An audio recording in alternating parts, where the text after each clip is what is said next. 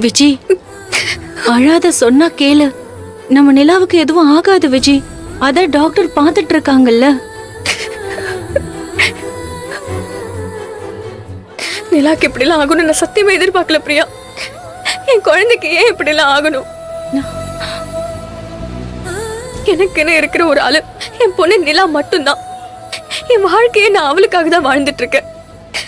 அவளை இப்படி கஷ்டப்படுத்தி இதுக்கு அந்த கடவுள் மேல மேல இப்படி சோதிக்கிறான். நாங்க யாருக்கு என்ன பாவம் பண்ணோம்?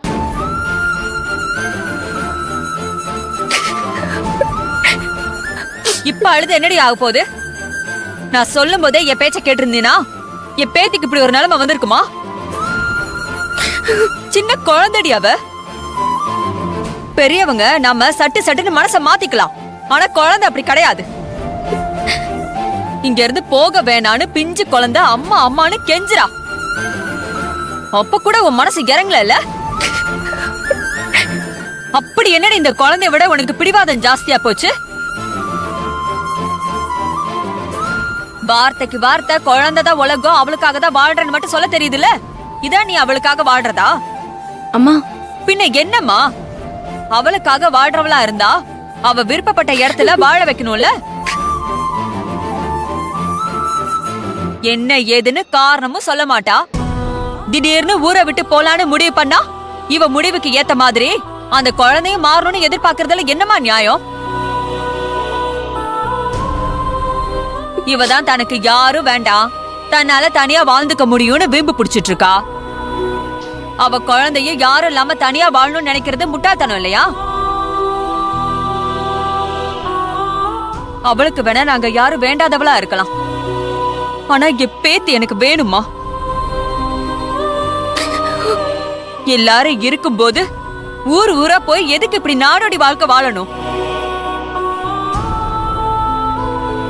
இவ ஊரை விட்டு போறேன்னு சொல்லி நிலா கிட்ட கோவப்படாம இருந்திருந்தானா இப்படி அவ மூச்சு பேச்சு இல்லாம ஹாஸ்பிட்டல்ல இருக்கிற நிலைமை வந்திருக்குமா? பண்றது எல்லாத்தையும் பண்ணிட்டு நின்னு அழுது புலம்புறதுல ஒரு அர்த்தமும் இல்ல.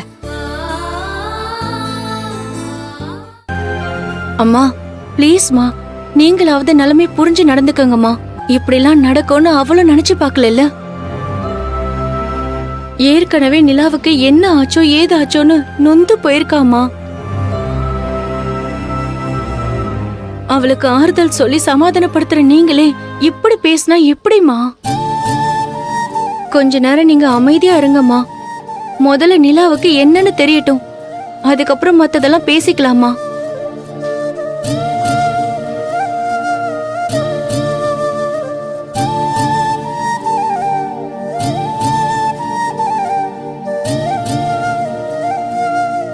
டாக்டர், பாப்பா கண்ணு முழிச்சிட்டா. பாப்பா இங்க பாருங்க. Are you all right? உனக்கு ஒண்ணும் இல்ல, நீ பயப்படாதம்மா. ஆமா, நீ ஏன் மயக்கம் போட்டு கீழே விழுந்த? நீங்க தானே டாக்டர், அப்ப நீங்க தானே சொல்லணும். கியூட்டா பேசுறியே. என் அம்மா கிட்ட நான் ஒன்னு கேட்டேன், அவங்க முடியாதுன்னு கோவப்பட்டு திட்டினாங்களா. நான் ரொம்ப பயந்துட்டேன். அதுக்கப்புறம் என்னாச்சுன்னு தெரியல. ஓ அப்படியா? நீ ஒன்னும் கவலைப்படாத, நான் உன் மம்மி கிட்ட சொல்றேன். இனிமே திட்ட மாட்டாங்க. நான் என் அம்மா பார்க்கணும். அம்மா எங்க இருக்காங்க? அவ்வளவுதானே, அம்மா வெளியே தான் இருக்காங்க. நான் வர சொல்றேன்.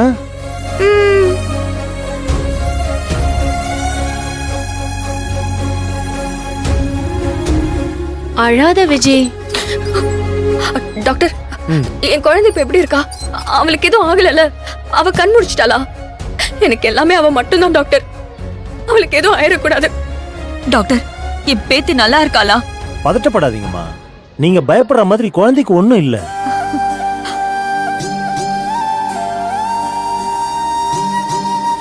She is all right now. குழந்தைக்கு எந்த பிரச்சனையும் இல்ல. இது ஜஸ்ட் பயத்தால வந்த ஒரு சாதாரண மயக்கம் தான். பாப்பா சொன்னா, அவ ஏதோ கேட்டு நீங்க முடியாதுன்னு திட்டிட்டீங்களாம். அதுலதான் பயந்து போயிருக்கா. அதனால வந்த மயக்கம் தான் இது.